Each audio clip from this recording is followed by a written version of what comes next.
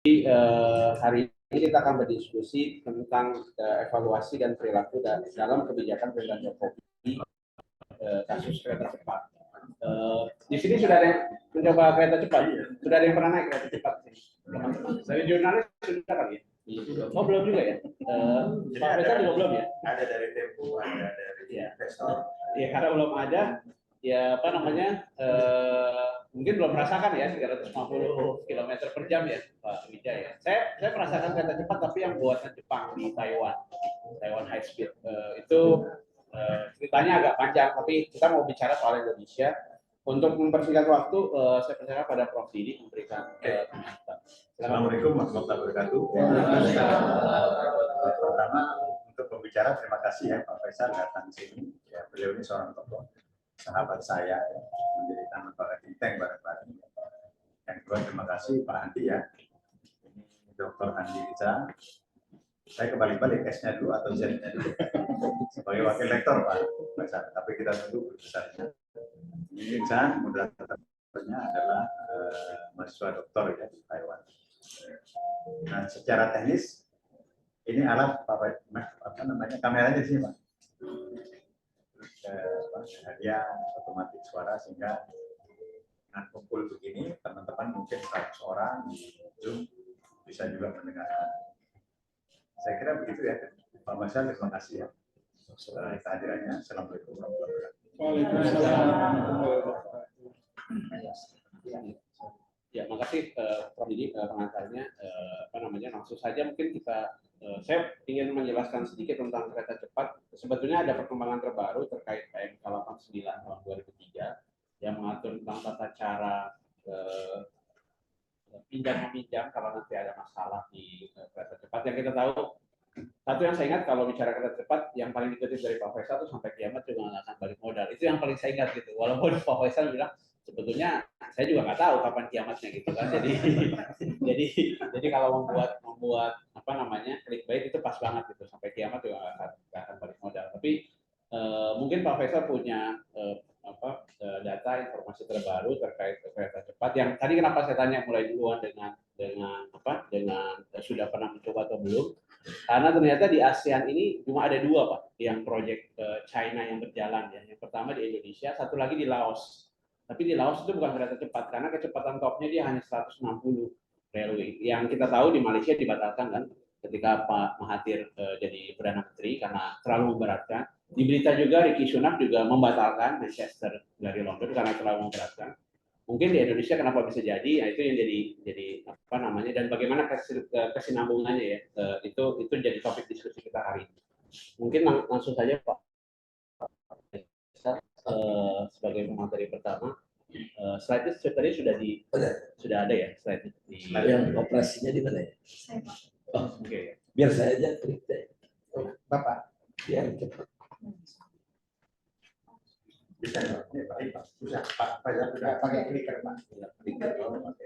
Jadi Pak Faisal yang mau bentar Pak ambil konektornya. Oh, oke. Digedein aja Mas.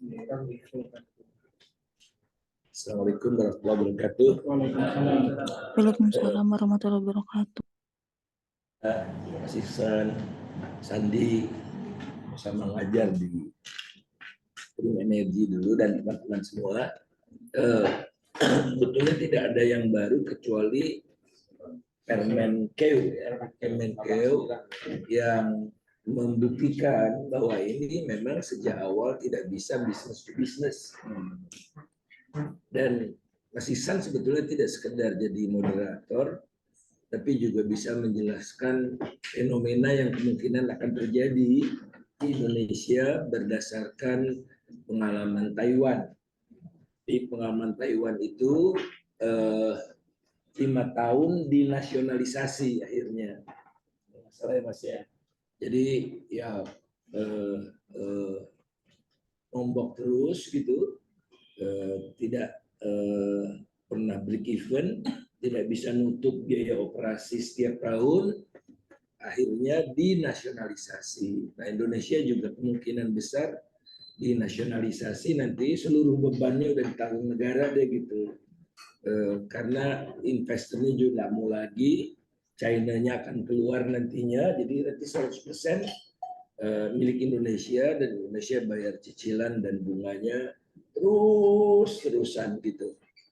Diinjeksi terus dari APBN karena sudah dinasionalisasi.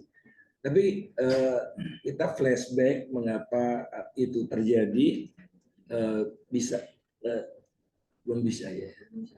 Ini udah nggak canggih lagi nih soalnya. Ini beli Taiwan nih Mas. Mana yang paling canggih saya bilang, ya ini hoax namanya. Sekarang udah nggak terlalu canggih lagi. Ini yang kedua ya. Oke, jadi kereta cepat itu adalah substitusi dari pesawat, bukan travel, bukan parahyangan, bukan private car gitu. Karena tidak mungkin lagi ditambah frekuensi pesawat gitu, karena terlalu hiruk pikuk di udara, keselamatan udara terganggu, dan kapasitas bandara terbatas. Oleh karena itu ini aja udah nggak kena buat Bandung gitu. Bandung tuh transportasi utamanya bukan pesawat, walaupun dulu adalah ya Raya dulu tuh punya berapa 2-3 kali penerbangan sehari. Jadi kemudian waktunya point to point bersaing dengan pesawat. Point to point waktu saya itu, kalau saya dari rumah ke rumah mertua di Jalan Marta Dinata, Bandung, itu point to pointnya. Itu bersaing dengan pesawat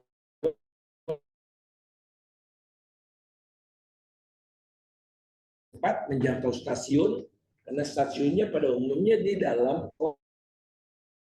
sementara bandara udah nggak ada yang di bawah, di dalam kota kan, di luar kota semua. Jadi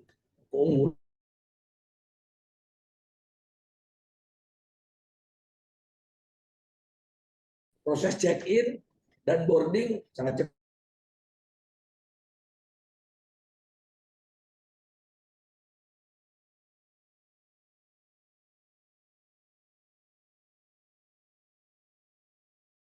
Tujuan, gue bagasi lama lagi gitu, bagasi hilang lah segala macam kalau naik Lion Group itu.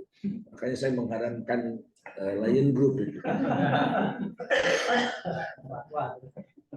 Ya, karena dia jahat, dia merusak macam-macam lah ya.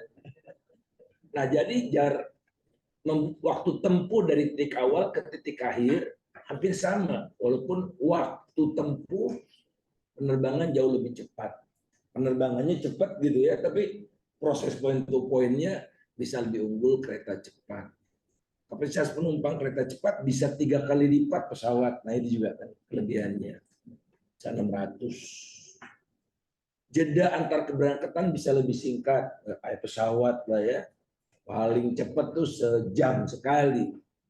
Sekarang saya besok mau ke Solo cuma sekali. Frekuensinya sehari.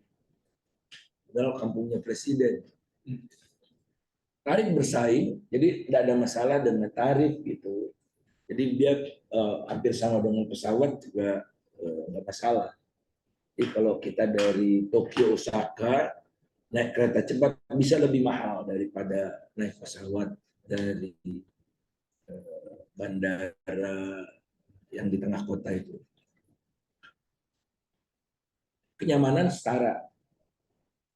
Mungkin saya baru umroh, bukan baru sih, bulan Agustus kemarin ya, kereta cepat dari Mekah ke Madinah itu sejam. Saya kira sejam karena dia harus mampir di Jeddah dulu sebentar. Nah itu ada pramugaranya, makanannya mirip-mirip lah seperti dari London ke Paris itu ya. Itu juga nyaman sekali, enggak beradak duduk gitu enggak. Jadi dia karena maglev ya, magnetic revision. Jadi kenyamanan setara, superior jadi gitu, superior. Lanjut. Nah, ini ada kereta di seluruh dunia ini beberapa saja ya. Jadi jaraknya jauh semua. Beijing Guangzhou itu 8 jam. Shanghai Chengdu 10 jam. Madrid Barcelona itu kan jauh tuh ya, itu mahal sekali. Saya waktu di Spanyol kan turnya itu antar stadion. Jadi dari Stadion Bernabeu ke apa namanya Madrid itu jauh sekali, dan kami tidak jadi naik kereta cepat karena jauh lebih mahal daripada pesawat. Di akhirnya kita naik pesawat. Tokyo Aomori itu 2 jam ya. Tuh, lihat 600-an segala macam. Sementara Bandung cuma 140 nanti ada sih ya. Tapi ya inilah, Singapura Kuala Lumpur yang di cancel itu 350 itu ideal sekali, karena Singapura Kuala Lumpur itu penerbangan antar 2 kota beda negara yang terbanyak di seluruh dunia. Jadi pantas tuh naik kereta cepat, kan udah nggak bisa ditambah lagi. Itu pun dibatalkan. Lanjut.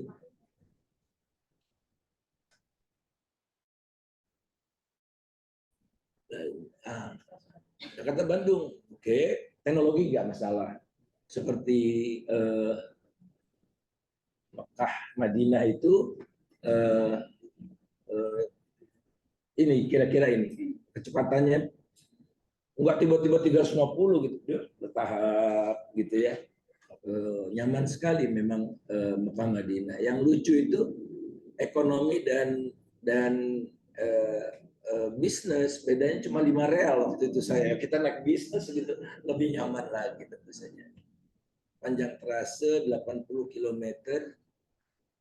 elevatednya selebihnya 13 tunnel dan subgrade itu. Nah, tadinya 5 stasiun pemberhentian, Halim, Karawang dicoret, Walini juga dibatalkan, Padalarang baru ditambahkan, dan Tegaluar. Ini kan yang aneh-aneh itu di sini ya. Maksimum 350 kilo, namun karena banyak pemberhentian berdasarkan ini ya, kecepatan kereta tidak optimal. Stasiun Halim dan Tegaluar tidak di tengah kota. Padalarang juga tidak di tengah kota. Lanjut. Nah ini jadi gini, dari titik ke titik itu kita naik Transjakarta dulu atau LRT ke Halim. Kalau dari Paramadina lah dekat sih ya, kalau dari Paramadina nggak masalah. Tapi buat orang yang tinggalnya di jauh dari Halim, tidak di pusat kota gitu, agak repot. Nah kemudian berhentinya di Padalarang, dari Padalarang pusat kota itu naik apa? Naik kereta konvensional yang stasiunnya tidak terintegrasi. Jadi kita keluar stasiun kereta cepat, masuk lagi stasiun Padalarang. Padalarang sekarang tidak berhenti itu kalau Parahyangan, kalau Parahyangan berhentinya biasanya di Cimahi aja. Kenapa nggak Cimahi gitu? Macam-macam lah banyak. Ya tentu saja keputusannya ini bukan semata-mata proyek transportasi ya. Jadi ini sebetulnya awalnya proyek properti untuk membantu Lipo Walini di Karawang. Mekarta di Karawang, kemudian Walini mau dijadikan pusat wisata, macam-macam. Tegaluar itu Sumarekon. Jadi ini gede-gede semua ini. Ini proyek properti bukan kereta. Memajukan properti mereka, keretanya cuma berdua, urusan negara itu kata mereka kan. Nah Karawangnya nggak jadi karena masalah dengan proyeknya Karawaci itu kan. Ya apa? Mekarta itu. Jadi ginilah. Dari awalnya kan ada doa ya, dan ya Allah masukkanlah aku dengan cara yang benar. Caranya cara properti. Maka keluarkan aku dengan cara yang benar juga. Enggak bisa keluar, muter di situ. Hanya niat itu penting. Lanjut. Banyak pilihan moda. Nah, Renat Kasali saking gilanya tuh mau hantam saya, dia beri contoh kereta api melayani satu anak sekolah di Jepang. Ini yang melayani udah banyak. Bukan nggak ada yang melayani, gitu. Saking nafsunya tuh membelain Jokowi. Mudah-mudahan insaf dia.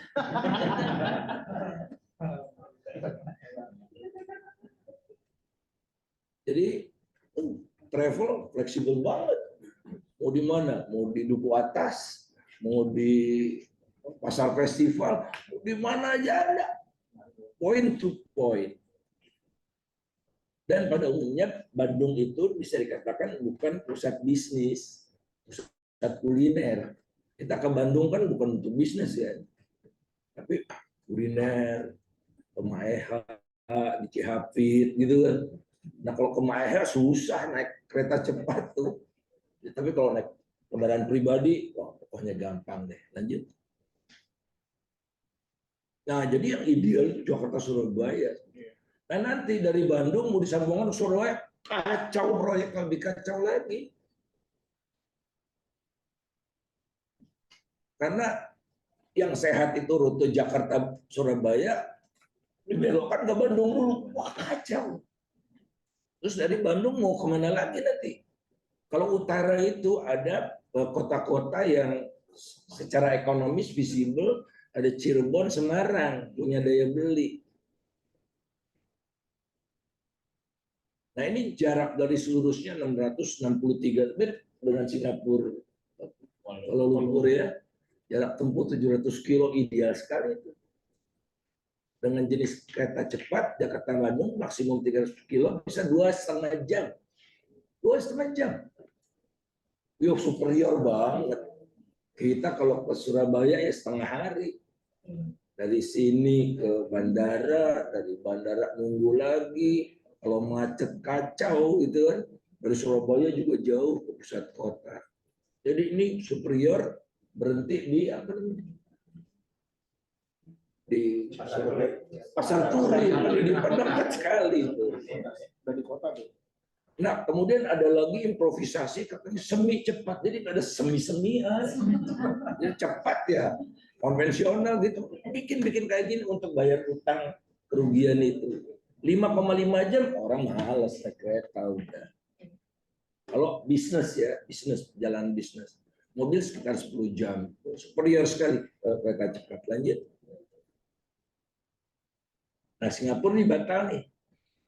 17 miliar US dollar, 30.000 penerbangan. Jadi udah matang banget, 30.000 penerbangan coba setahun. Waktu tempuh 90 menit, keren ya, 90 menit. Latest teknologi nantinya tentu saja. Itu pun dibatalkan. Lanjut. Nah, kita lihat Jakarta Bandung sebelum COVID. Itu sudah ada 38 trip Jakarta Bandung ya, enggak point to point. Ada yang ke Surabaya mampir Bandung gitu.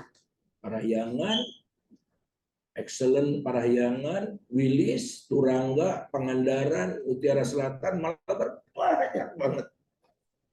Dan fleksibel gitu ya. Nah, Parahyangan sendiri cuma mengangkut 18.000, 17.000, nggak sampai 20.000 per hari. Nggak dihitung aja. Apa semua pindah ke sana kecuali dimatikan ya.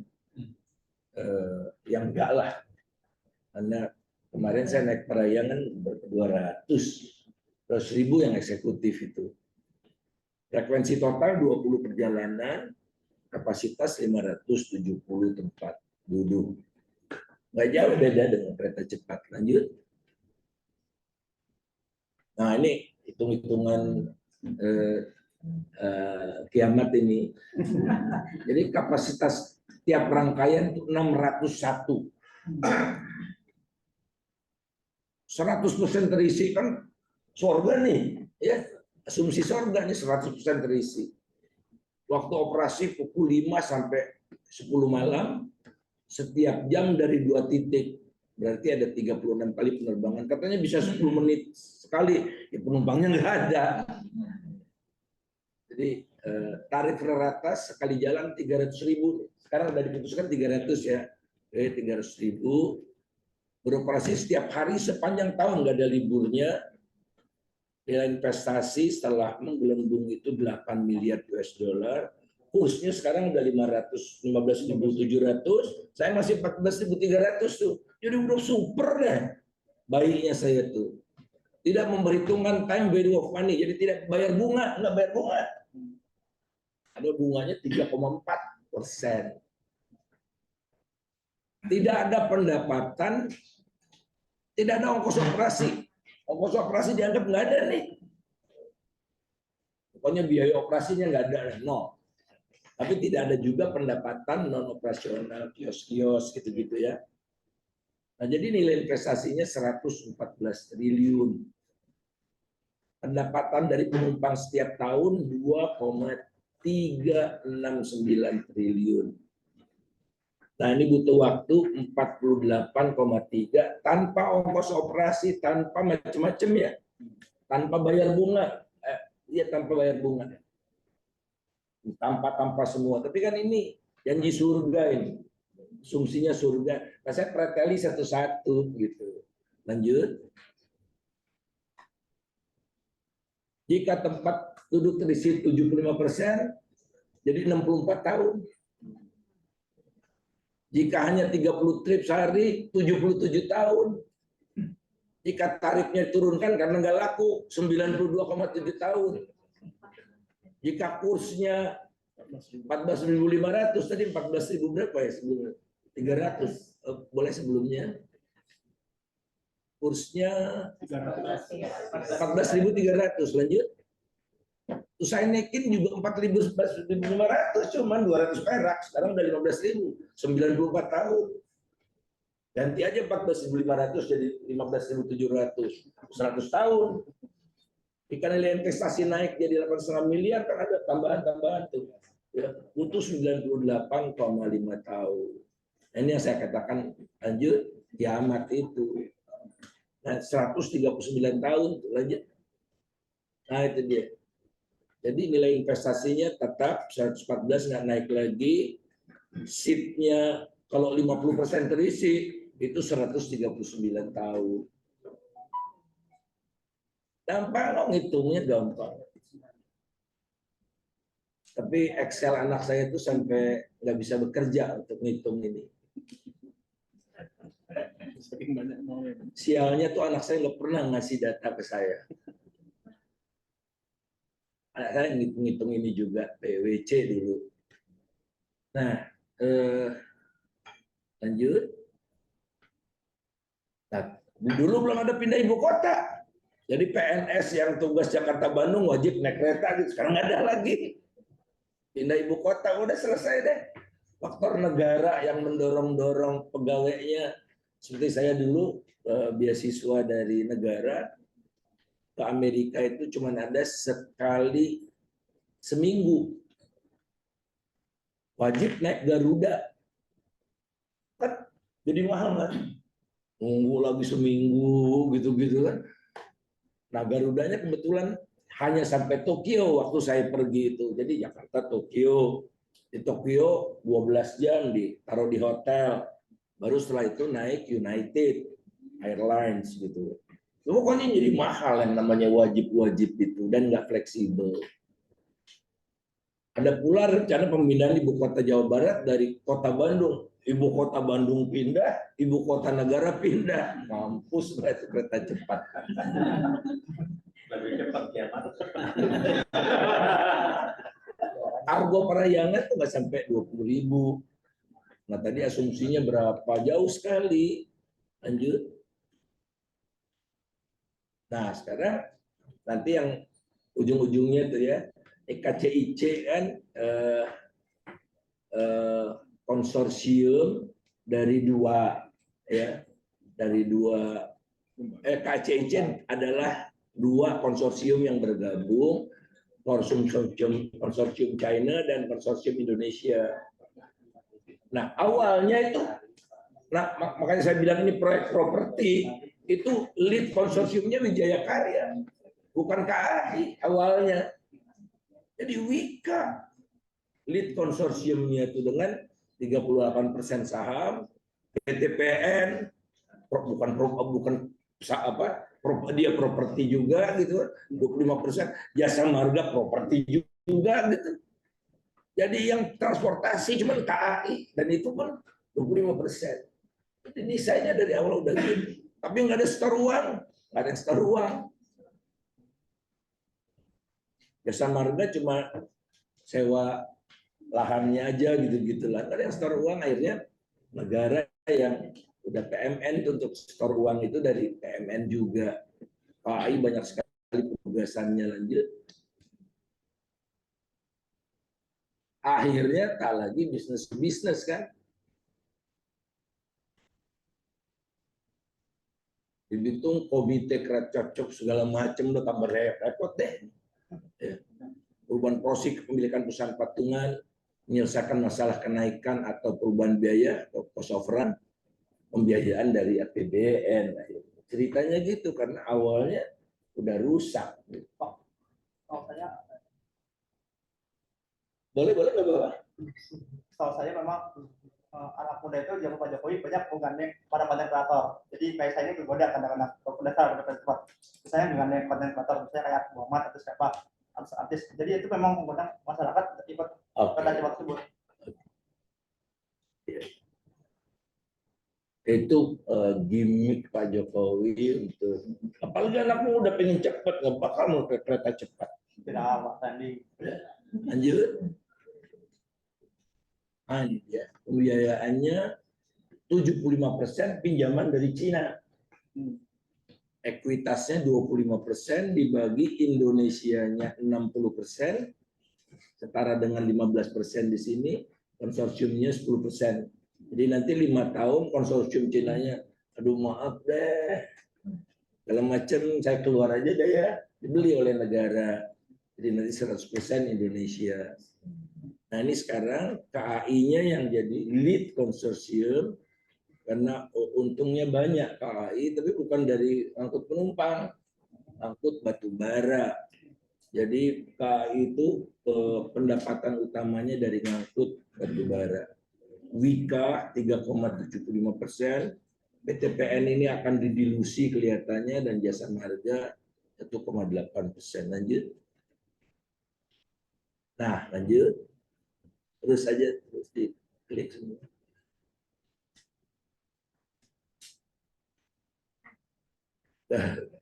Oke. Jadi kan ngitung break even kan gampang ya. Ada fixed cost. Di fixed cost 1 udah naik ke fixed cost 2. Karena ada cost of run kan. Nah, kemudian revenue-nya bisa dihitung. Jumlah penumpang kali tarif, gampang banget. Itu. Nah, titiknya tuh di mana tuh? Nah, titiknya tuh di yang di atas itu ya, nah itu yang kiamat itu loh. Kiamat barangkali 30 tahun lagi ini belum selesai gitu. Jadi total cost, pertemuan antara total cost dengan revenue. Ini masih sana urusannya lah yang gitu-gituan mata pelajaran finance ya kan. Oleh karena itu maka adik-adik juga ada di mahasiswa bisa simulasi. Simulasi saya kan sangat sederhana ya tadi ya. Lanjut. Habis ya? Kayaknya belum deh Mas. Nggak ada lagi? Udah ya? Oke. Kira-kira gitu deh. Nah sekarang oleh karena itu, karena udah jelas kelihatan seperti itu, maka harus ada landasan hukum untuk keluar uang dari APBN. Maka keluarlah Permen itu gitu ya, seolah-olah ini prudent segala macam, ada tim, ada macam-macam itu ya. Nah untuk menutupi kalau Mas Ihsan yang Menteri Keuangan barangkali dia udah mundur, dia udah melanggar kaidah-kaidah dasar gitu ya. Dibikinlah ini katanya public transport, dan bisa dapat PSO. Pak Jokowi kan maunya gitu. Ternyata undang-undang ditabrak, nggak jadi. Gitu. Pokoknya segala cara ditempuh. Saya nggak tahu lagi apa yang diminta Jokowi di Beijing hari ini kepada Xi Jinping. Tapi lebih urgent kelihatannya bukan kereta api, tapi beras. Kita mau import beras 1 juta ton dari China. Ya, India udah nggak mau jual, karena masih dibutuhkan 1,5 juta ton lagi tahun ini, dan awal tahun depan itu yang harus dilakukan sejak sekarang. Ya. Bukan semua produksi dari China. China ini sebelumnya beli dari Laos, Kamboja, gitu-gitu. Karena kita nggak mau beli kalau belum emergency. Jadi ya gitulah, kita belinya waktu harga mahal.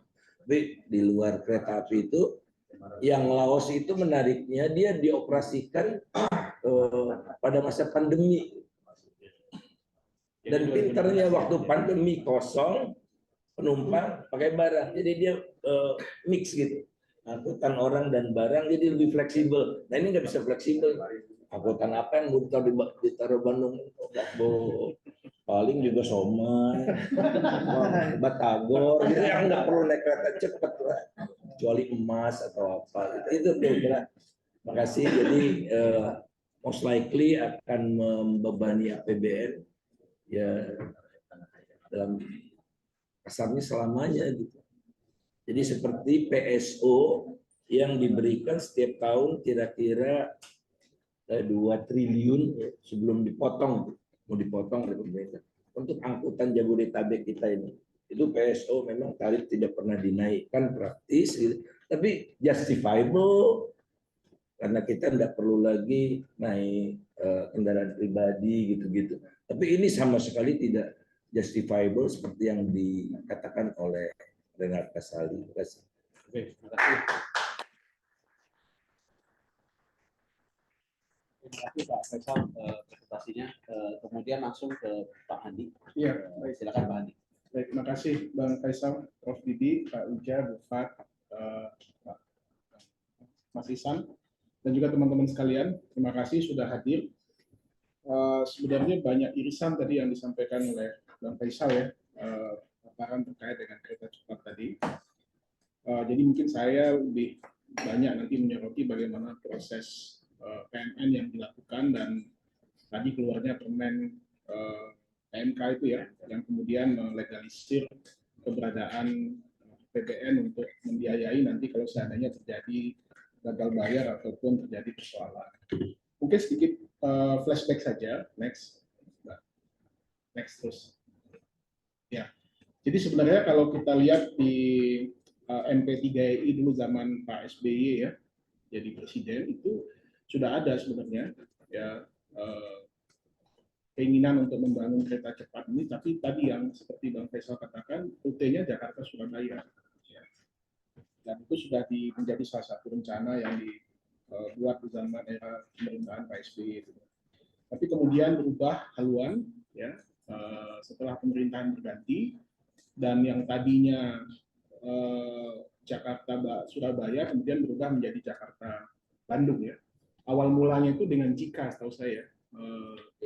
Japan International Cooperation Agency ya, dan sudah dibuat studi kelayakannya dan lain sebagainya, tapi kemudian di tengah jalan mengalami perubahan dengan banyak pertimbangan tentunya.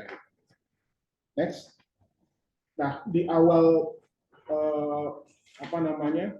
bidding ya ataupun penawaran ini ada dua memang yang sudah tertarik dari awal ya, Jepang dan Cina. Jepang waktu itu mungkin secara nilai agak sedikit lebih mahal dibandingkan Cina, tetapi Jepang dengan pengalaman yang mereka miliki ya itu meminta syarat jaminan dari pemerintah. Ya. Nah ini yang kemudian tidak dilakukan ataupun tidak ditawarkan oleh Cina dengan komposisi yang jauh lebih murah, tingkat bunga juga relatif juga lebih akhirnya lebih murah. Dan skemanya itu skema bisnis to bisnis, ya, tanpa ada jaminan pemerintah. Nah ini menjadi satu titik poin bagaimana inkonsistensi pemerintah dalam menjamin keberadaan kereta cepat ini, ya, sehingga akhirnya mau tidak mau kemudian dibiayai oleh APBN. Next, ya, jadi teman-teman sekalian, ya, tadi juga sudah disampaikan Bang Faisal ya. Jadi dasar daripada pelaksanaan kereta cepat ini ada di Perpres ya nomor 107 tahun 2015 ya, di mana tadi konsorsium yang terlibat di dalamnya ya ada 5 BUMN ya, Wijaya Karya, KAI, Jasa Marga, dan PTPN ya. Nah tadi Pak Faisal sudah menjelaskan lead daripada konsorsium itu awalnya adalah Wijaya Karya ya. Ya tentu saja Wijaya Karya kan bidang infrastruktur yang lebih banyak terkait dengan properti dan lain sebagainya. Nah, BUMN ini kemudian membuat semacam konsorsium ya, membuat satu PT namanya Pilar Sinergi BUMN atau PSBI, dan menguasai 60% kereta cepat ini, dan 40% tadi China Railway International tadi. Ya. Nah ini komposisi awalnya, ya. Skema bisnis to bisnis itu berjalan dengan Perpres ini, ya pada awalnya tahun 2015. Next. Nah seiring dengan perjalanan, ya kemudian dilakukan groundbreaking. Nah di sini mulai timbul persoalan nih, kalau saya lihat ya, kalau kita perhatikan, kenapa? Karena semenjak dilakukannya groundbreaking itu pembiayaannya itu nggak pernah turun gitu ya, karena kita tahu keberadaan 5 BUMN tadi juga punya masalah sebenarnya dengan keuangan yang ada ya, sehingga mereka harus menunggu PMN ya untuk bisa melakukan operasi ya terhadap kereta cepat ini ya. Sementara sumber pendanaan dari China Development Bank itu sudah mereka menunggu ya sebelum adanya PMN tersebut. Jadi dari awal ini memang sudah jadi problem sebenarnya. Ya, kita tidak punya satu perencanaan yang matang di sini ya. Ini kelihatan memang ada semacam keinginan yang ya semacam proyek mercusuar lah gitu ya. Ini bisa dibangun tanpa memikirkan dampak yang akan terjadi pada masa yang akan datang. Next. Nah, inilah Perpres yang merubah, ya, yang tadinya bisnis to bisnis kemudian menjadi, ini awal mulanya ya, sebelum PMK itu ya, ini Perpres 93 tahun 2021, ya. Inilah yang kemudian merubah kepemimpinan konsorsium tadi, yang tadinya dipegang oleh Wijaya Karya, kemudian ini dialihkan ke KAI. Ya. Nah, pada saat inilah yang kita sebenarnya sudah mulai kecium lah ya, dengan keberadaan KAI ini memimpin konsorsium ini. Nah tentu saja APBN mulai diikutsertakan, terlibat dalam membiayai. Nah ini terbukti tahun 2021 PMN pertama, penyertaan modal negara pertama ke KAI nilainya hampir 4,3 triliun ya untuk menjalankan operasi daripada kereta cepat ini. Oke, next. Nah, sehingga kalau kita tarik awal mula yang tadinya nilainya 6,71 miliar US dollar, setara dengan 81,96 triliun, terjadi cost overrun, ya mungkin nilainya sekitar 7,27 miliar US dollar, dan pada akhirnya nilai akhirnya ya 7,27 itu, ini kalau kita lihat itu mungkin setara dengan 21,4 triliun karena keterlambatan daripada pengelolaan ini ya, dan perubahan daripada harga dan lain sebagainya menyebabkan ya cost overrun-nya itu berkisar sekitar 110,5 triliun. Tadi Bang Faisal menunjuk 8 miliar ya, Bang, 8 miliar US dollar. Next. Nah, jadi inilah yang kemudian yang menjadikan kemudian proyek kereta cepat ini mendapat talangan dari PMN. Ya, kita tahu awal mulanya ya bagaimana pemerintah masuk dalam membiayai proyek ini ya, dan akhirnya dengan keberadaan PMN itu ya mengesahkan lah ya bagaimana pemerintah terlibat dalam pembiayaan proyek kereta cepat ini. Next. Nah ini PMN KAI tadi yang saya sampaikan di tahun 2021, karena KAI sudah menjadi lead ya konsorsiumnya, maka pemerintah mengalokasikan sekitar 4,3 triliun ke KAI ya, dalam rangka untuk menyelesaikan proyek kereta cepat ini. Dan kemudian di akhir tahun 2022 ya itu kembali pemerintah mengalokasikan sekitar 3,2 triliun ya. Kalau yang 4,3 itu pemenuhan base equity ya. Nah, yang 3,2 triliunnya baru untuk memenuhi cost overrun tadi. Ya, jadi kalau kita lihat kurang lebih mungkin sudah sekitar 7 sampai 8 triliun ya PMN yang masuk ke dalam proyek kereta cepat ini, dan ke depan tentu saja ini pasti akan terus berlanjut ya. Next. Ya. Nah, ini PNK ya yang tadi sempat disinggung Bang Faisal, PNK 89 tahun 2023 ini. Nah, di sini kelihatan sekali ya bagaimana ada satu skenario lah ya kalau kita mau boleh membaca ya. Semua kewajiban itu dilimpahkan kepada KAI seluruhnya. Ya. Padahal kita tahu bagaimana kondisi keuangan KAI sendiri. Ya. Tadi Bang Faisal katakan sebagian besar pendapatan KAI itu dari batu bara. Dari batu bara. Ya, oke lah, mereka bisa menghasilkan pendapatan ya karena jumlah penumpang yang luar biasa besar dan juga pelayanan KAI yang sudah mulai baik. Tapi dengan keberadaan ini mengancam sebenarnya ya KAI, ya operasional KAI yang selama ini sudah bagus, karena mereka diwajibkan untuk menyisihkan laba atau profit yang mereka miliki dari angkutan batubara tadi, kemudian di-store atau digunakan untuk membiayai kereta cepat ini, pembangunan kereta cepat ini. Next. Nah, ini yang mungkin sedikit kita bagaimana skenario bagaimana pembiayaan kereta cepat ini yang kemudian akhirnya ya menjadi beban APBN ya. Pertama tadi tentu saja yang tadi kita sudah singgung ya, itu terjadi perubahan dari G2G, dari B2B menjadi G2G. Itu hal pertama yang paling mendasar lah gitu ya. Ya, ini yang Bang Faisal katakan, ini kredibilitas sebenarnya pemerintah ya dalam menyelenggarakan pembangunan kereta cepat tadi. Kita bandingkan tadi dengan beberapa negara yang merasa tidak make sense dengan kondisi anggarannya, ya mereka stop. Ya. Tetapi di kita justru malah dibebankan kepada negara. Ya. Kita tahu 2 tahun terakhir 2020, 2021, ya sampai 2022 kondisi keuangan masih berdarah-darah ya pasca COVID dan kemudian ekonomi. Nah, yang kedua ya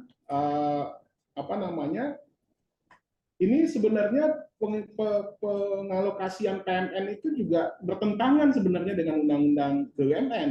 Ya, kenapa? Karena PMN itu diberikan untuk ya, meningkatkan atau memperbaiki struktur permodalan BUMN, ya, sehingga meningkatkan kapasitas usaha BUMN. Bukan malah untuk membangun kereta cepat ini, gitu ya. Jadi kalau kita mau dalamin ini sebenarnya kalau kita mau menuntut pemerintah sudah melakukan pelanggaran terhadap Undang-Undang Nomor 19 tahun 2003 tentang BUMN. Jadi menyalahgunakan PMN ya untuk melakukan atau untuk membangun kereta cepat. Padahal sesungguhnya pengalokasian PMN itu bukan untuk itu sebenarnya. Nah, yang ketiga, penerima manfaat PMN ya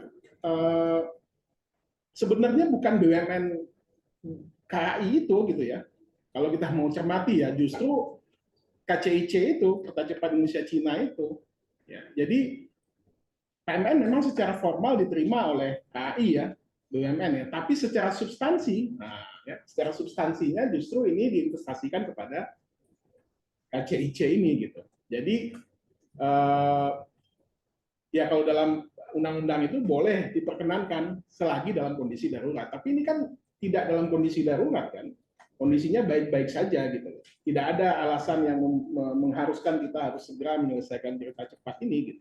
Dan tadi sudah banyak disinggung Bang Faisal ya, manfaatnya, dampaknya, pengelolaan keuangannya dan lain sebagainya. Nah, yang keempat, kalau saya lihat ini juga menyalahi juga harusnya DPR-nya juga harus menentang ini gitu ya, karena melangkahi peran dan fungsi DPR sendiri gitu. Ya.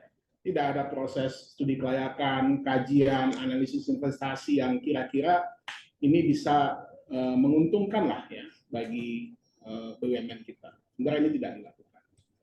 Next. Nah, yang unik uniknya ini nih, saya mencatat Bang Faisal, Perpres itu ditetapkan 6 Oktober 2021, ya. Nah, sementara PP-nya sendiri itu 27 Desember 2021 gitu. Kan kalau dalam hierarkinya itu kan Bang, PP-nya dulu harusnya ada kan, baru Perpres gitu. Jadi undang-undang, PP ya kan, baru kemudian Perpres gitu. Kalau ini dibalik, Perpresnya dulu ada gitu, ya, baru kemudian PP-nya dikeluarin gitu. Jadi artinya apa namanya, PMN-nya sudah dikeluarkan untuk KAI sebelum PP-nya lahir gitu lah, atau PP-nya disahkan gitu. Ya unik lah gitu ya. Ini apa namanya? Ya memang agak susah juga ya ketika kita melihat apa namanya, pejabat selalu merasa memegang teguh kredibilitas, integritas dan lain sebagainya, tapi dalam tataran kebijakan akhirnya mereka juga berkompromi dengan ya kondisi politik, tekanan politik dan lain sebagainya. Nah, yang selanjutnya itu menjadi dengan demikian ya, jadi porsi pinjaman konsorsium yang berasal dari cost overrun itu, ya, yang tadinya untuk KCIC dari China Development Bank itu, ya kan kemudian tadi yang seperti Bang Faisal katakan, kalau seandainya mereka tidak sanggup, ya akhirnya menjadi beban siapa? Ya menjadi beban KAI intinya, karena dia sebagai lead konsorsium, ya, dan secara keseluruhan, secara umum nantinya juga akan menjadi beban negara gitu, yang dijaminkan kepada APBN gitu. Nah ini kan sebenarnya sudah menyalahi GCG, menyalahi apa namanya, integritas dan lain sebagainya gitu ya. Bagaimana seorang apa namanya, pejabat publik ya atau kementerian hanya ibaratnya itu mengakali lah gitu, ya, aturan main yang ada untuk supaya ini bisa mendapat penjaminan dari pemerintah. Nah, dengan kondisi ini tadi yang saya katakan tentu akan memberikan dampak kepada KAI. Ya, kita tahu KAI bagaimana dibangun susah payah ya, yang tadinya kita lihat di KAI itu segala macam orang ada di sana gitu ya. Tetapi dengan reformasi yang mereka lakukan berhasil menjadikan KAI sebagai salah satu success story lah ya, transportasi di Indonesia. Nah, saya khawatir dengan adanya ini justru menjadi beban bagi KAI gitu. Ya, dananya tersedot untuk kereta cepat ini, dampaknya kepada pelayanan. Apa yang sudah bagus selama ini ya bisa jadi terancam karena kesedot ke pembangunan atau pengoperasian kereta cepat ini. Mudah-mudahan ini tidak terjadi gitu ya. Ya, sehingga KAI bisa menjadi salah satu, tetap memberikan pelayanan yang terbaik lah ya, untuk masyarakat karena selama ini sudah sangat baik ya. Nah, dalam PMK itu kan juga disebutkan ya, penjaminan itu dijamin oleh PII ya, Penjaminan Infrastruktur Indonesia ya. Nah, ini juga kalau saya melihatnya juga sudah didesain sedemikian rupa gitu. Tadi Bang Faisal katakan KAI gagal bayar, ya. Nah kemudian PII take over, ya, pembiayaannya tersebut. Nah sehingga menyebabkan nantinya full nanti pemerintahnya akan membiayai kereta cepat ini. Ya. Sampai hari ini PII sudah mendapat PMN dari pemerintah sekitar 9 triliun. Ya, 9 triliun. Memang bukan untuk kereta cepat saja ya, tetapi kita yakinlah dengan dia ditunjuk sebagai penjamin, sudah otomatis, sudah pasti sebagian besar alokasi anggarannya dialokasikan untuk ini. Ya, jadi memang ya ibaratnya keluar kantong kanan masuk kantong kiri saja nih ya. Nah pada ujungnya nanti tadi yang seperti tadi semuanya akan take over pemerintah dan murni dibiayai oleh pemerintah. Dan sekali lagi tentu akan menjadi beban berat bagi APBN ya, yang sampai hari ini saja masih apa namanya, masih punya banyak masalah ya. Kalau misalkan hari ini utang kita sudah berkisar sekitar 7.000 triliun, ya itu bunga utang yang harus dibayar oleh APBN itu udah 400 triliun sendiri setiap tahun. Itu menjadi beban utang yang sangat luar biasa. Apalagi nanti kalau ini jadi masalah. Next. Oke. Mungkin demikian sedikit pengantar ya sebelum nanti kita bisa diskusi terkait dengan persoalan kereta cepat ini. Terima kasih. Assalamualaikum warahmatullahi wabarakatuh. Waalaikumsalam. Terima kasih Pak Handi. Tadi angka-angkanya terus terang saya agak sedikit skip tuh, banyak sekali Ya. apa namanya angka-angka yang beredar, dan dari Pak Faisal sebagai sedikit angkanya kalau tanya Kementerian BUMN dan Kementerian Keuangan beda-beda. Ada satu angka untuk Ada satu angka. Jadi gimana mau mana yang kita kutip? Jadi untuk mempertajam diskusi kita, silakan mungkin teman-teman ada yang mau bertanya atau mungkin dari teman-teman mungkin jurnalis. saya ingin nambah Baik, soal silakan. biaya tadi. Saya kan 8 miliar US dollar ya. Iya. Itu adalah penjelasan resmi Salusra Wijaya ketika menjadi Direktur Keuangan PT KAI, dan setelah itu dia dipecat. Jadi apa ya, angka ini sensitif, dia ungkapkan semua Salusra di kelas saya 2 tahun atau 3 tahun. Ya, Yang dipecat siapa? Salusranya Direktur Keuangan Direktur Keuangan KAI Oh, menunjukkan angka yang sebenar lah gitu. Nah dia kan Direktur Keuangan gitu kan. Kalau saya ngutip dari junior Bang Faisal juga, Tiko, Wamen BUMN. Ya. Nah satu lagi, ini pembicaraan langsung saya dengan Pak Luhut November 2021. Kita nggak sanggup nih, bilang. Luhut menganggap proyek ini proyek sampah sebetulnya. Dia diwariskan oleh Rini, tapi dia dibebankan untuk menyelesaikan ya. Nah, disampaikan waktu itu udah nggak mungkin, jadi caranya renegosiasi, dan ternyata renegosiasinya nggak berhasil ya seperti yang dijanjikan mereka. Pertama adalah membalik. Indonesia kan tadinya 60% ya, China-nya 40, udah deh China-nya 60 gitu, satu. Kemudian suku bunga, kemudian ketiga masuk lagi utang dari China Development Bank yang dibagi nggak tanggung lenteng gitu ya. Nah itu yang China nggak mau, Xi Jinping tidak mau, karena memang bahaya. China tuh sadar bisnis di Indonesia itu agak sensitif, sentimen anti China. Kalau begitu coba udah mau dijual sama Luhut semua ini. Hampir 100% ya proyek China ini.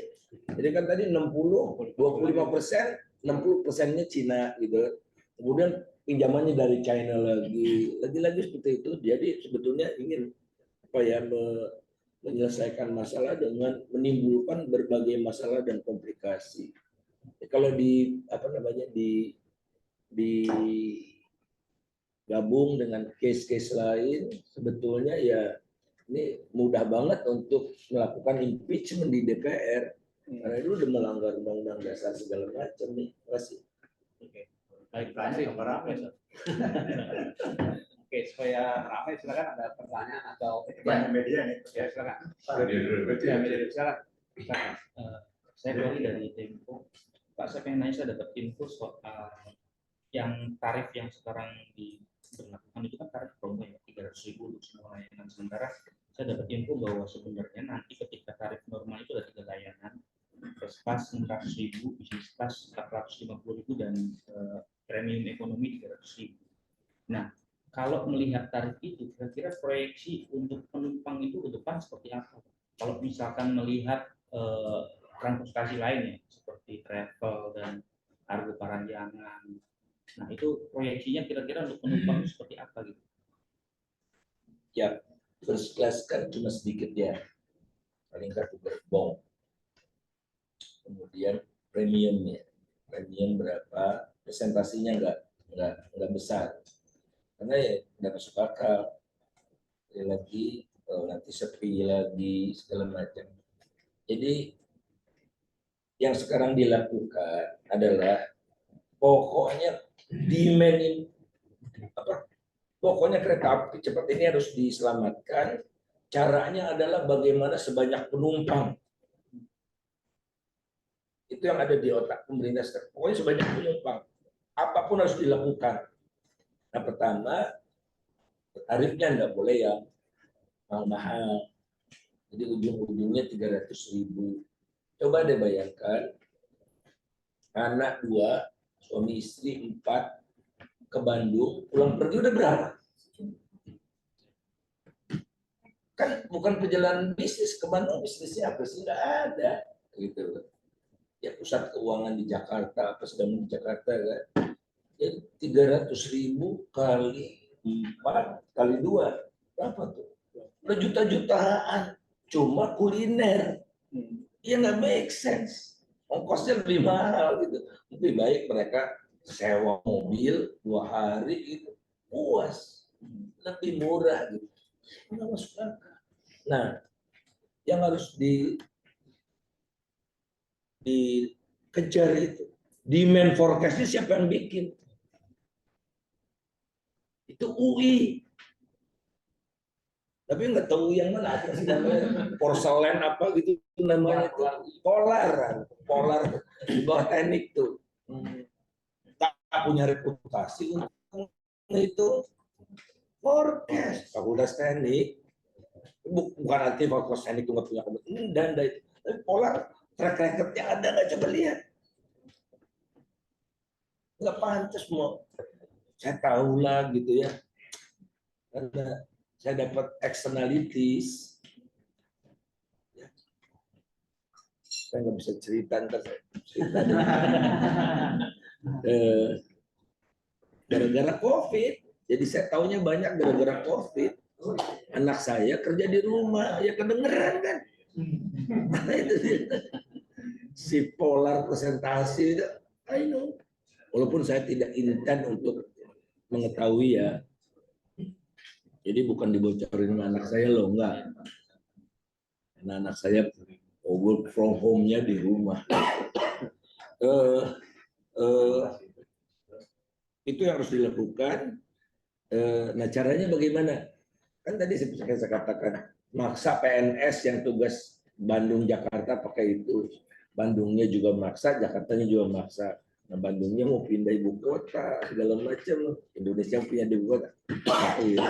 Jadi the only way itu akan harus dilakukan adalah dengan menurunkan harga dan mematikan parahyangan. Baru bisa. Matikan parahyangan. Nah, parahyangan aja udah 200.000 ya. Nah, kalau 250.000 ya udah tadi simulasi kan. Break even-nya makin lama. Gitu aja. Nah, ya memang proyek ini bermasalah sejak awal, gimana ya Mas? Jadi akan dilakukan apapun penyelamatan KAI agar survive. Nah, oleh karena itu kita udah nggak bisa, siapapun presidennya nanti masa tiba-tiba mematikan, karena ini kan apa namanya, lampi, proyek infrastruktur, proyek lampi, sekali dimulai harus sampai selesai gitu. Oleh karena itu perencanaannya harus bagus. Nah, ini bisa jadi satu kasus untuk nanti kalau pasca Jokowi kita teliti. Ini proses pengambilan keputusannya bagaimana? Ada pertanggungjawaban. Itu yang ditakuti Pak Jokowi sehingga dia pengen Gibran jadi wapresnya. Pengen Prabowo jadi presidennya. Karena yang bisa ngejamin dia selamat, ya itu. That's the only motive pada Pak Jokowi itu. Untuk terus ada di dalam kekuasaan itu yang dia merasa tidak secure dengan Bu Mega. Tapi kan ini nggak ada urusannya dengan konstitusi, di Mahkamah Konstitusi. Kita balik ke sini, jadi demand forecast. Dan setiap upaya untuk menurunkan harga membuat PT KAI berdarah-darah semakin berat. Nah, oleh karena itu ada ide, kan ide Pak Jokowi juga kan. PSO, gila. PSO kereta cepat. Public service obligation itu harap. Nah, akhirnya semua itu yang nanggung bukan saya, bukan Pak Didi, bukan. Ada yang bayar semua itu. Saya mah kagak bayar bunganya, kalian yang bayar. Sehingga beasiswa dari APBN berkurang. Gara-gara harus disisihkan untuk ya begini. Makanya kalau milenial nggak bergerak, saya bingung. Ini milenial otaknya kemana ya? Bebannya ke mereka, kemewahannya cuma basa-basi gitu ya. Padahal beban yang paling nyata adalah pada generasi Z dan milenial ini. Itu aja tambahan. Berarti 10 target PCC kan per hari 10.000 penumpang. Dari awal 30.000 diturunkan jadi 10.000. Nah, kira-kira bisa dicapai nggak? Ya 10.000 yang nggak bisa, Mas. Habis jauh sekali. Kan harusnya kan 2 kali lipat dari Parahyangan. Parahyangan sebelum COVID lagi-lagi saya nggak tahu sekarang Parahyangan berapa udah sangat recover. Tapi 4.000 sampai 5.000. 12.000 kok nggak salah Parahyangan itu, Pak. Masih belum recover ya. 4 sampai 5.000 weekday, kalau weekend 7.000 sampai 5.000. Ini 10.000. Iya. Itu sudah diturunkan 3 kali dari 70.000 kemudian turun 3 Nah kali. itu pertanggungjawaban si porselen itu siapa? Pola. Akademis pertanggungjawaban akademik. Karena ecek-ecek semuanya dibikin. Harusnya pakai data yang menunjukkan, terbaik sih data dari Telkom ya. Orang prediksi itu belakangan dilakukan. Pola itu. Mau jawab, kan ada politik yang diperiksa, asumsinya kayak gimana ya enggak? Benernya di polarnya itu. Karena ini ya coba konsultannya ecek untuk proyek segede kayak gini gitu kan mengerikan, ini long term ya. Biarin saya dimarahin orang-orang UI. Ya, silakan. Tambahin saya sesat dari koran Tempo masih kode. Jadi saya dapat data, Prof. Ya memang yang awalnya itu bukan Pak UI, Prof. Pak, jadi yang pertama melakukan studi itu tapi ITB, setahu saya. Itu yang 60.000. Lalu Pak UI bikin studi lagi, saya lihat studinya itu dia ada beberapa opsi harga. Lalu keluar berapa penumpang yang bisa apa yang kemungkinan tertarik gitu. Nah, di situ ada harga dari range-nya kalau nggak salah 300.000 sampai 450. Sampai akhirnya keluar dia mungkin mengambil moderasi harga 350. Akhirnya keluar, oh ini yang akan tertarik itu sekitar 30.000 ya, 30.000 penumpang Per hari targetnya. Nah, setelah itu karena belum bisa beroperasi maksimal di tahun ini, jadi kan harusnya 68 trip per hari. Sekarang itu setelah beroperasi itu kalau nggak salah hanya setengahnya ya, hanya setengahnya. Akhirnya dia target penumpangnya itu diturunkan menjadi 10.000.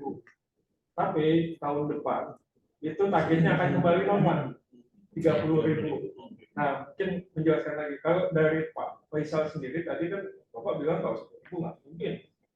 Nah, ini mau dinaikin lagi jadi 30.000 untuk mencapai target balik modal yang 38 tahun. Nah, kalau dari Bapak sendiri hariannya berapa gitu ya? Tapi kan kalau dari kalau yang jadi asumsi itu konversi itu akan ditarik dari Aku Parahyangan. Ini kalau nggak salah asumsinya waktu itu 12.000 Parahyangan itu rata-ratanya per hari. Saya mungkin itu data sebelum pandemi ya, saya juga atau bahwa ada data baru 12.000 per hari.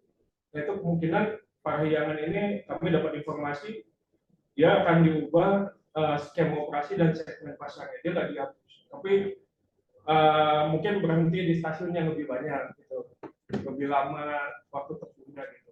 yang ngebunuh sama Kalau memang mungkin apakah mungkin pasar Parahyangan ini akan terkonversi ke kereta cepat dari sekarang paksa 2 detik gitu Pak. Itu coba. Dan kira-kira berapa gitu Pak kalau dengan skema itu. Nah, selain itu Pak, kalau ini kan ngomongin Fairbox aja Pak. Nah, kira-kira dengan non Fairbox itu Pak Faisal sudah menghitung yang non Fairbox-nya belum untuk balik modal? Ada di slide. Mungkin dikumpulkan aja kali ya dari pertanyaan itu. Pak Lutfi, silakan. Oke. Ya, terima kasih Bang Faisal, Pak Adi. Ini diskusi yang menarik. Saya mau coba disapa wakil rektor. Oh iya. Lama sekali nggak ketemu. Pak Rektor, Wakil dan teman-teman semua. Menarik sekali. Saya tadi datang kemari terutama karena di Japri langsung sama Pak Rektor. Pas Lagi di jalan. pangkat naik. Oke.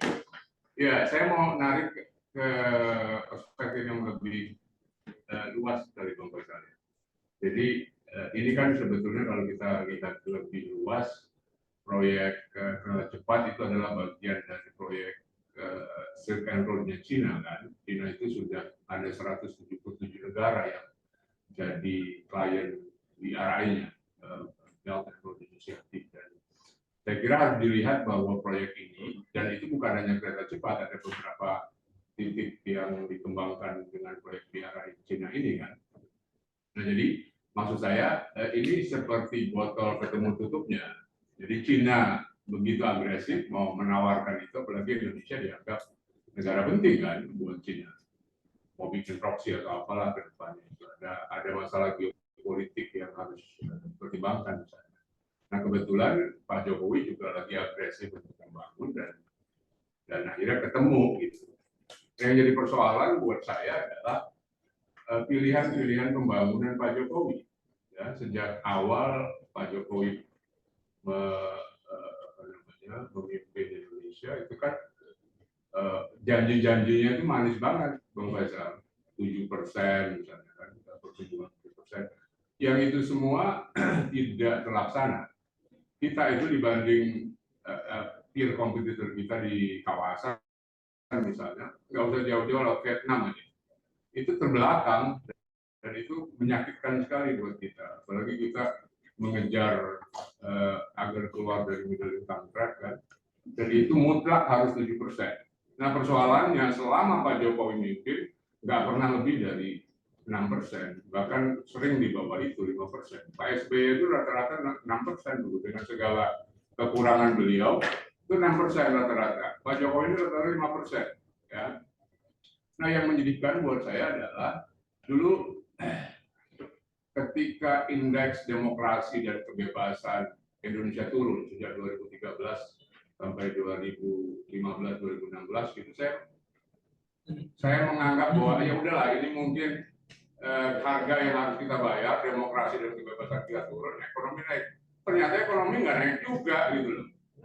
Kan jadi menurut saya kalau kita marah ya mungkin melihat catatan-catatan itu bisa dimaklumi. Nah pertanyaan saya, apa Pak Jokowi atau timnya itu nggak sadar? Ini soal pilihan-pilihan pembangunan. Kalau misalnya targetnya 7% sejak awal pertumbuhan ekonomi, kenapa yang dipilih bukan sektor-sektor yang bisa menggenjot pertumbuhan? Salah satunya misalnya industri. Kenapa itu nggak dipilih Pak Jokowi? Gitu. Saya kira itu.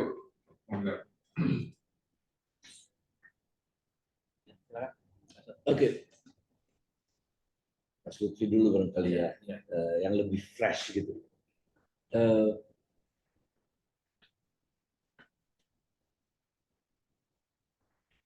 Paradigmanya itu Mas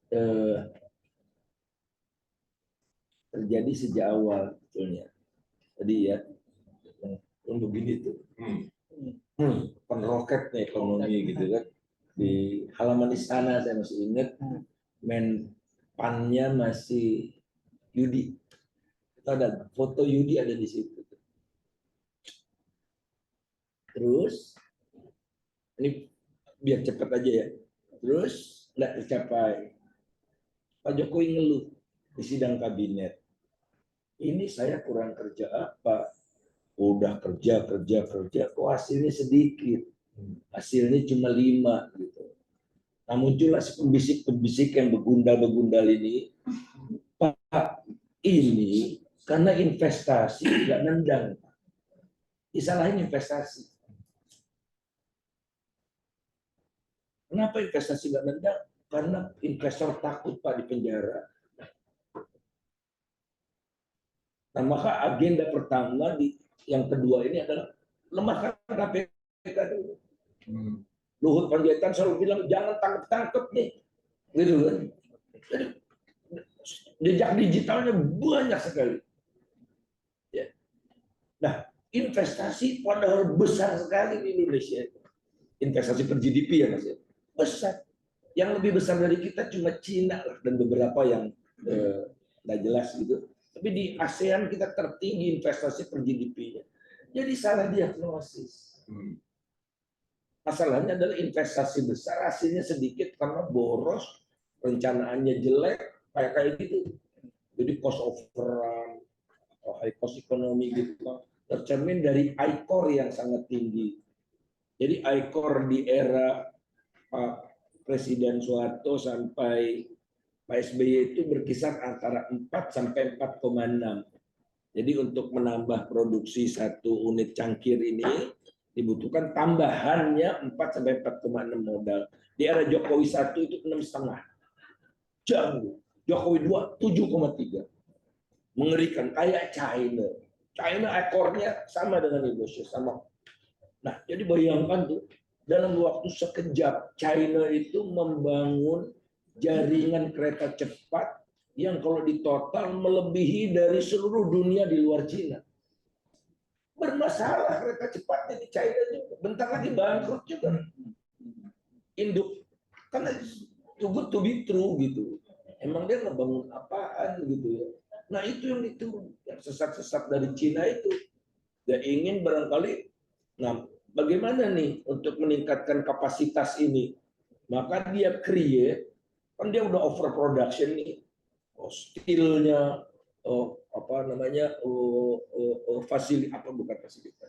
kapasitas pabrik keretanya segala macam, dia harus expand ini proyek kereta cepat di berbagai negara supaya menurunkan idle capacity dia di China. Itulah obor itu. Dan sekarang China lagi kesulitan lagi, dipanggil si obor-obor ini, member of obor termasuk Jokowi. Tambah lagi dong proyeknya gitu. Kalau bisa Jakarta Surabaya juga jatuhnya ke Cina, nggak ke Jepang lagi. Ke Jepang tambah marah. Itu yang dimarahin Pak Didi di China itu Sofyan Jalil. Nanti kalau ada teman-teman yang mau bikin skripsi atau oleh siapa? Dimarahi oleh Jepang, kan Jepang marah gara-gara ini. Nah jadi minta maaf lah Sofyan Jalil ini terus marah-marah perparuan deh. Bang Sofyan bisa cerita langsung lah. Sofyan Jalil juga waktu itu jadi menteri apa ya, lupa lah saya tahu. Bang Sofyan saya ingat saya pernah jadi Menko yang Asia. Nah jadi akibat apa Mas? Itu tadi tidak ada checks and balances, tidak ada checks and balances DPR. Dan apa sih yang dilakukan oleh Jokowi di periode kedua? Semua partai kalau bisa dukung dia. Dia trauma dengan first term dia yang nggak jalan 2 tahun gitu. Disandera sama Setia Novanto itu Mas. Karena dia didukung oleh 30%-an saja suara DPR, itu dia nggak mau ulang. Jadi dia bikin sampai sekarang kan nggak pas, nggak kurang-kurang juga kan, 82%. Jadi semua proyeknya mulus tanpa checks and balances itu. Setiap kita ketemu anggota DPR dari berbagai fraksi, kalau ngobrol gini, keluar tuh semua. Yonan keluar dari itu juga. Yonan. Kereta api ya. Tapi Yonan kan bagus, dipindahin ke migas kan, SDM. Gitu. Nah inilah yang pada akhirnya membuat kondisinya kian hari kian buruk itu. Coba APBN cek, dulu masih ada pembahasan, sekarang nggak ada. Setiap partai 1 T dikasih. PKS apa sama semua. Kalau soal duit nggak ada ideologi. Atau ideologi cuma duit 1 T. Andri Satria, Andri kita, Andri kan nggak ada pembahasan APBN lagi. Semua report udah dikunci, bukan kayak 1 T enggak. Nah, jadi dikasih proyek, gitu. Makanya Pak Didi nggak tahan itu dulu ketua komisi 6 ya. Nggak tahan. Nah, jadi yang sekarang itu proyeknya nggak, sekali lagi nggak duit, tapi misalnya nih saya dapat jatah nih anggota DPR nih, jatah berapa M gitu, antara lain kegiatan saya itu bikin seminar dari mitra. Ini cerita benar kan? Dan saya ngalaminya dari mitra. Saya nggak usah sebut mitranya ya, dari mitra kerjanya. Komisi, setiap komisi ada mitra kerjanya bikin seminar, itu IO-nya dia punya perusahaan. Nanti pembicaranya dia juga sama konstituen dia. Jadi misalnya saya dari Jawa Barat, pembicaranya saya, Ketua Kadin Jawa Barat, Ketua HIPMI Jawa Barat, pokoknya yang ada Jawa Barat, yang dia lain-lain merata itu. Nah lewat situ, jadi checks and balances ini yang harus kita tegakkan. Setuju saya sepenuhnya itu. Kemarin waktu press conference kita di Juanda itu ada seorang perempuan yang bertanya gitu, loh nepotisme itu kan di Amerika juga ada, di mana-mana juga ada gitu, kan, macam-macam gitu. Nah jadi masih ada paham waktu, walaupun ini pertama kali dicetuskan oleh Seymour Lipset 1959, dia bilang demokrasi kemewahan di negara berkembang itu. Lebih baik kita konsentrasi ke pembangunan, kalau udah mencapai level tertentu, otomatis demokrasi akan jalan. Akhirnya kan keluarlah Petrotsky dan segala macam sampai akhirnya yang sekarang tuh putar balik gitu ya. Jadi ada fase-fasenya gitu. Jadi kesimpulannya nggak benar tuh. Ternyata yang demokrasinya bagus akan menopang pembangunan yang lebih berkualitas. It proves lewat berbagai kajian gitu. Jadi yang harus kita perjuangkan itu demokrasi tetap kita. Ini kalau bisa si Usman siapa namanya? Anwar Usman dipecat oleh massa 1 juta orang ke Mahkamah Konstitusi karena dia merusak sendi-sendi bernegara itu. Ya, saksinya ada Saldi Isra. Untuk kita masih punya Saldi. Ini nggak bisa kita biarkan. Ini kejahatan luar biasa. Jadi harus ada, tidak boleh berhenti di petisi. Kita harus long march ke sana gitu. Kan udah kalau Mahkamah Konstitusi berhasil udah dekat tuh ke istana. That's the only way. Ada anggota BEM. That's the only way. Nggak bisa, ini udah rusak ya. Harto tuh nggak pernah rusak konstitusi loh mas. Iya nggak? Pokoknya lebih ngeri ini deh. Akan biarin aja Pak. Jadi Gibran biarin sama Prabowo bahwa kejahatannya itu kelihatan betul. Oh iya. Saya juga setuju. Seperti Pak Faisal kemarin di maklumat Juanda. Ini maklumat Gatot Subroto. Jadi ya apa yang ada sekarang itu refleksi dari perilaku kebijakan. Dari yang berantai dan kemudian ujungnya Pak Gunawan ngomong Jokowi jelas dan naik. Nggak perlu saya kritikan, boleh kan dikritikan dia begitu orang. Jadi Gunawan itu naik. Pada waktu ya menaiknya banyak, hak asasi manusia orang dibunuh kan gitu. Yang paling naik adalah dia bersama Emil Salim, bersama Hasibuan, sama Ismin Abad menghadap Jokowi. Dibohongin yang pertama kali, dibohongin Jokowi. Jadi Jokowi pura-pura, saya kan bukan bicara ya, tidak usah di oh boleh juga. Jadi Pak Jokowi itu menjawab, ini saya langsung ajak diskusi Taufik, Motok dan lain orang barat dan tertutup. Jadi Pak Gunawan itu masih memuji Jokowi karena dia memihak dia.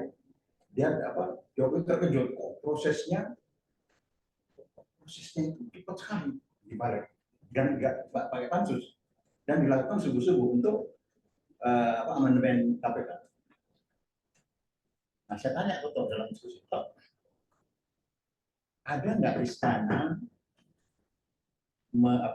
menelpon you kan di Barat, Toto Pan, partainya Pak Faisal, Toto Pan, ada nggak istana menelpon Barat? Bukan menelpon, dikontrol tiap hari. Nah jadi itu Pak Surya Paloh dengan Jokowi duduk setuju untuk amandemen, langsung Taufik, Bambang ya, Bambang Golkar, udah jadi ya ketika dia datang di Undang Muhammad, dia pura-pura tidak tahu, dibohongi, dan itu sudah goal gitu. Jadi waktu SBY yang mau menggergaji KPK banyak, tapi SBY nggak setuju, nggak jadi. Nah jadi apa? Ini kebijakan yang tidak ada check and balance ini, itu karena refleksi dari terus-menerus. Ulama ditangkapin, ada yang dibunuh, kemudian KPK terbunuh kan, ada 2 mahasiswa terbunuh. Nah, jadi ya kata Mas Wijaya ini nggak ada Luhut, jadi agak goyang juga di Pak Jokowi. Erik kan ganti Luhut. Hah? Erik ganti Luhut. Ya intinya ya teman-teman sebagai intelektual ya, dan Afrik sebagai sekjen sudah demo sana. Jadi Pak Faisal bisa aja kita kumpul itu. Afrik sekjen BEM. Jadi kenapa baru sekarang Pak Brown memberi itu? Kenapa tidak? Begitu ada inisiatif. Saya muak dengan Jokowi. Dan dia dulu, Nurul Muhammad, saya puji Jokowi itu setinggi langit sebagai presiden terbaik di dunia waktu di Jepang. Terbaik di dunia. Kalau muji-muji minta jabatannya sekalian. Tugasnya intelektual itu mengkritisi supaya itu benar. Karena sejak awal saya undang Muhaimin dalam diskusi dengan wartawan. Ini pada waktu Jokowi pertama itu sudah kelihatan nggak ada ya, dan Muhaimin itu bersyukur. Siapa oposisinya? Faisal Basri. Dia bersyukur ada Faisal Basri karena posisinya nggak jalan, check and balance nggak jalan. Untung tidak 3 periode. Jadi menurut saya kondisi kita relatif berat dan nggak apa-apa, ya nanti pada saatnya akan diperbaiki juga lewat demokrasi. Itu tambahan dari saya. Yang lain ada nggak? Ini teman-teman wartawan banyak. Oh ini belum dijawab deh tadi si harga yang kesana kok. ya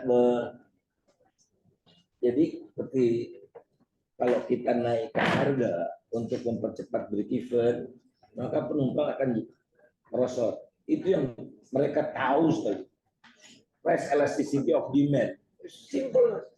Pakai price elasticity of demand, itu akan semakin sensitif kalau alternatif semakin banyak. Nah, supaya dikurangi alternatifnya, parahyangan matikan, naik gitu. Naik. Tapi it's less sensitif daripada yang lain-lain gitu. Nah, jadi ya udah ini anggap aja satu, nggak tahu ya bagaimana caranya gitu. Kalau dimatikan agak berat gitu. Pertanggungjawaban politik segala macam. Nah, kelihatannya ya udah itu ujung-ujungnya nanti akhirnya ini nggak terlalu lama kok, 5 tahun, tapi pokoknya bukan Jokowi kan yang nanggung kan.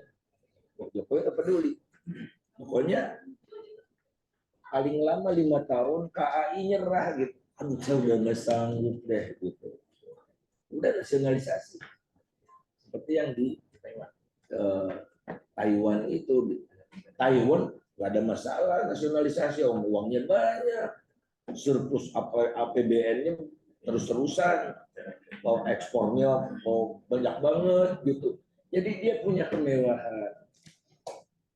Dan kalau betul tuh yang disampaikan, dan saya percaya gitu sama Mas Agus Pambagio, kan sejarahnya dia diajak Xi Jinping naik kereta cepat itu bagus juga ya.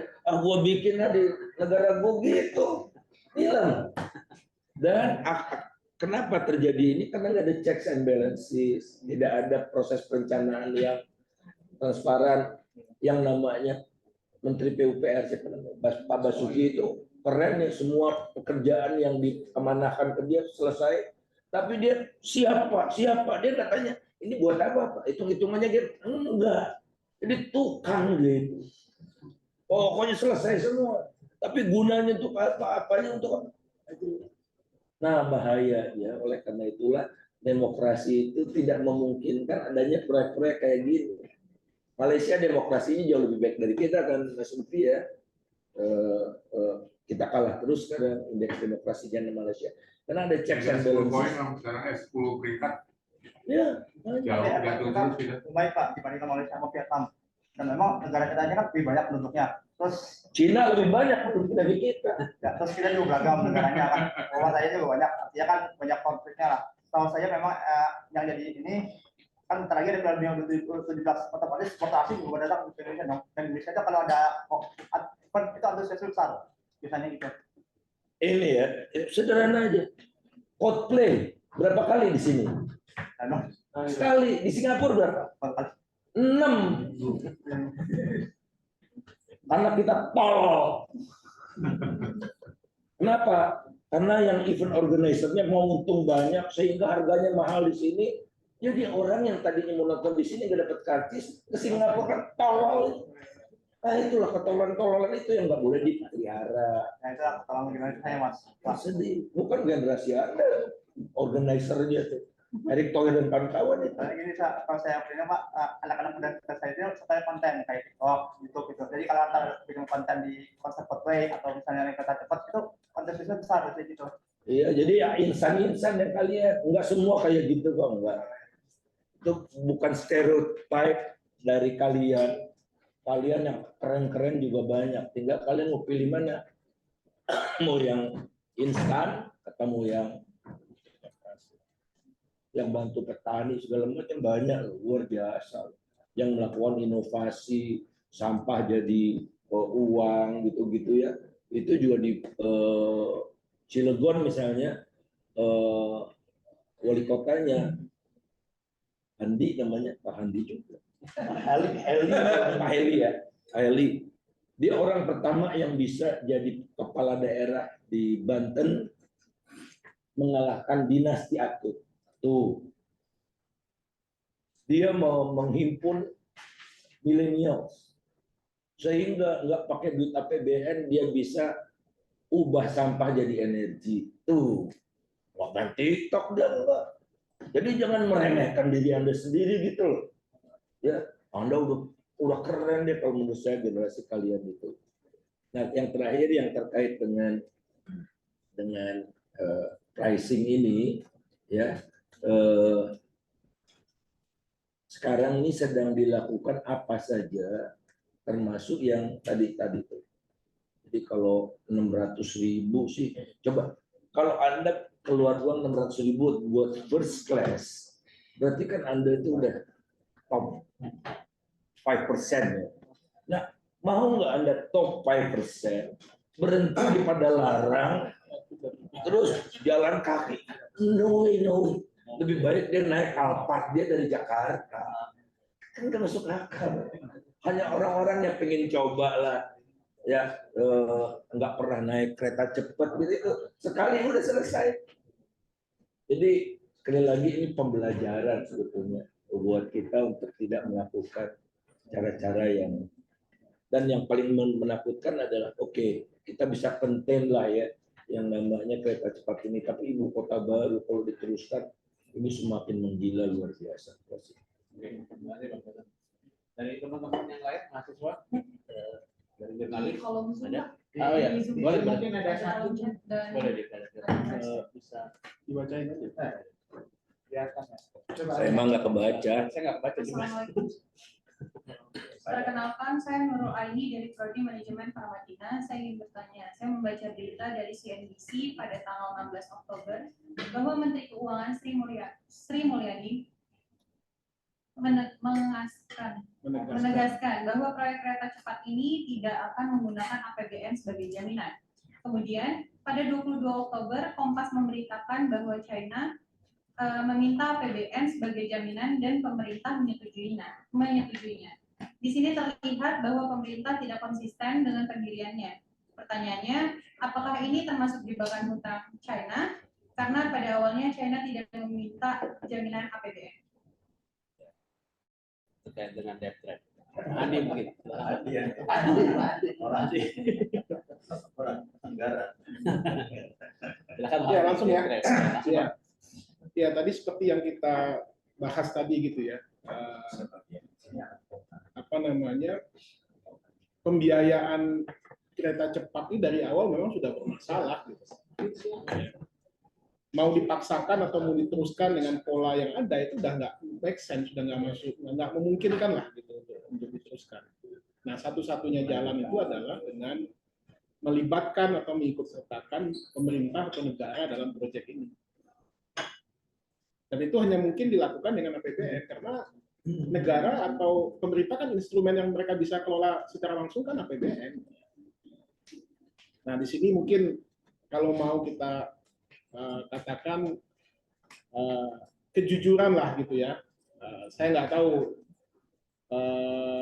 apa namanya kolega Bang Faisal, Bu Sri Mulyani itu selalu mengedepankan aspek kredibilitas, aspek transparansi, akuntabilitas. Kenapa untuk hal-hal seperti ini seolah-olah tidak terbuka gitu loh untuk mengemukakan apa yang sebenarnya terjadi atau berani untuk menolak gitu.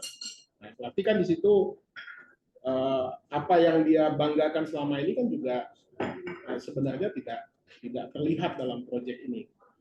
Jadi sekali lagi kalau ditanyakan kenapa ini dilakukan ya karena nggak punya pilihan, ya nggak punya pilihan, ya dengan tidak adanya studi kelayakan yang baik, perencanaan yang baik, ya dan juga tadi ya apa namanya tadi kan kita sudah hitung, Bang Faisal sudah membuat beberapa simulasi, ya. Dan semuanya hampir mengatakan jauh dari target yang memang sudah kita rencanakan. Ya sederhana saja lah, misalkan dibandingkan dengan Agro Parahyangan ya. Agro Parahyangan itu kan kita tahu kelas VIP-nya kan sekitar 300 Pak.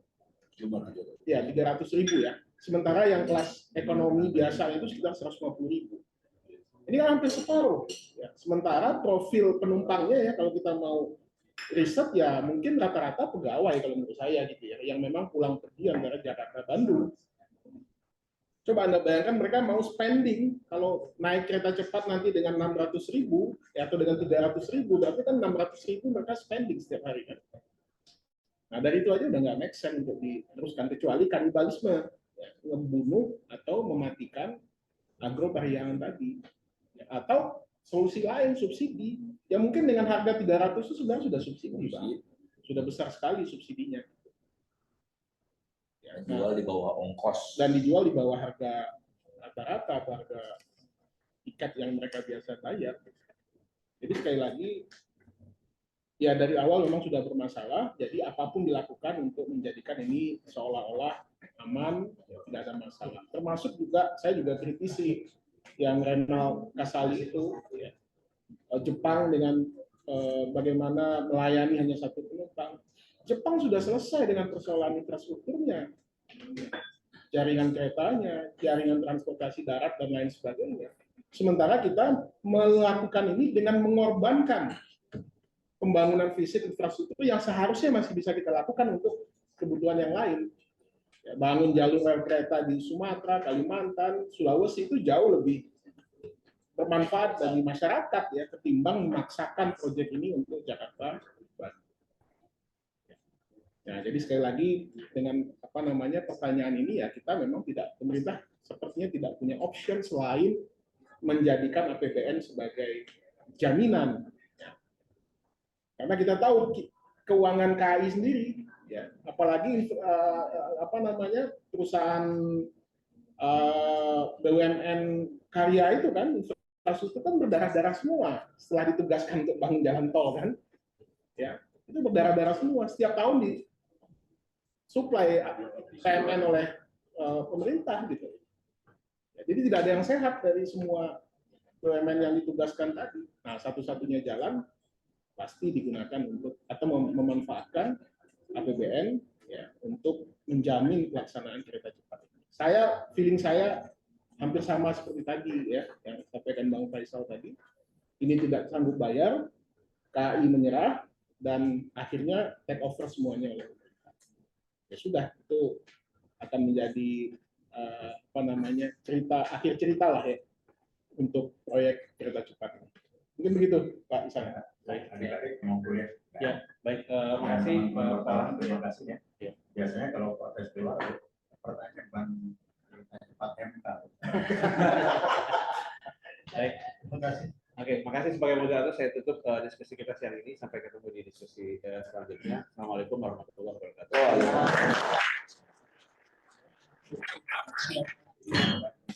Adik-adik yang mau sertifikat silakan di Pak Isan nanti minta linknya ke Pak Isan ya.